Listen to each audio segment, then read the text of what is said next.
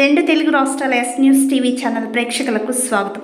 అగ్ని ప్రమాదంలో పండ్లు, ఫలాలు, పలు రకాల విలువైన వస్తువులు మరియు దుకాణం అగ్నికి ఆహుతి అయిన సంగతి విదితమే.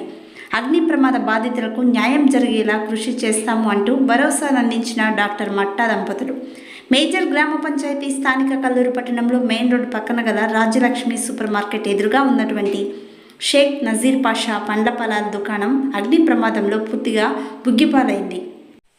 ఇందులో భాగంగా పక్కన ఉన్నటువంటి పంచర్ టైర్ దుకాణం, కొలిమి దుకాణం, సోడా దుకాణాలు కూడా అగ్నికి తాకినట్లుగా తెలుస్తుంది. కల్లూరు మెయిన్ రోడ్లో తెల్లవారుజామున సుమారు 5 గంటల సమయంలో అగ్ని ప్రమాదం జరిగినట్లు విశ్వసనీయ సమాచారం.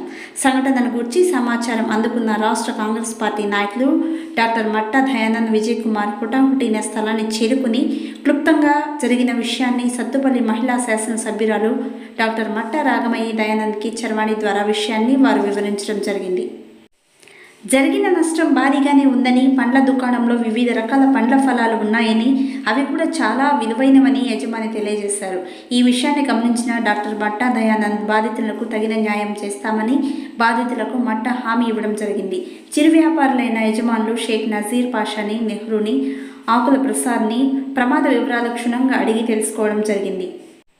ఈ కార్యక్రమంలో జిల్లా కాంగ్రెస్ పార్టీ నాయకులు పసుమర్తి చంద్రరావు, సీనియర్ నాయకులు యాకూబ్ అలీ, బైర్ల కాంతారావు, పసుపులేటి శ్రీనివాసరావు, మంచాల గురువయ్య, కిష్టంశెట్టి కొండలు, భాగం ప్రభాకర్ చౌదరి, పాపబత్తిని నగేష్, ఎస్టీసీ రాష్ట్ర కార్యదర్శి బూకే శివకుమార్ నాయక్, బానోత్ పంతులు, యాషా శ్రీకాంత్, ఏనుగు సత్యబాబు, లక్కినేని రమేష్, మండల యువ నాయకులు బానోత్ వంశీనాయక్, కాంగ్రెస్ పార్టీ కార్యకర్తలు, స్థానిక నాయకులు, అభిమానులు, మట్టా యువసేన రెవెన్యూ సిబ్బంది తదితరులు పాల్గొన్నారు.